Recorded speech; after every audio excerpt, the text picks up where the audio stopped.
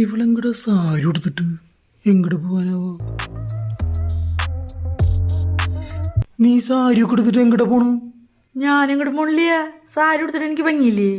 നിനക്ക് സാരി ഭംഗിയില്ല, നിനക്ക് മാക്സേ നല്ലത്. അപ്പൊ ഞാൻ മാക്സി ഇട്ട് വീട്ടിൽ നിൽക്കണതാണ് നല്ലത്. ആ റസിയ സാരി എടുത്തിട്ട് ഫേസ്ബുക്കിൽ ഒരു പോസ്റ്റ് ഇട്ടപ്പോ അതിന്റെ അടിയിൽ നിങ്ങളൊരു കമന്റ് ഇട്ടുണ്ടായിരുന്നല്ലോ.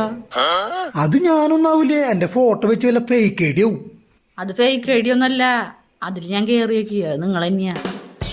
സാരി ഉടുത്തിട്ട് നിന്നെ കാണാൻ എന്തു ഭംഗിയാ, ഇതൊക്കെ കാണുമ്പോഴാണ് വീട്ടിലുള്ള എന്നെ എടുത്തിട്ട് കിണറ്റിലിടാൻ തോന്നണെന്ന് അല്ലേ?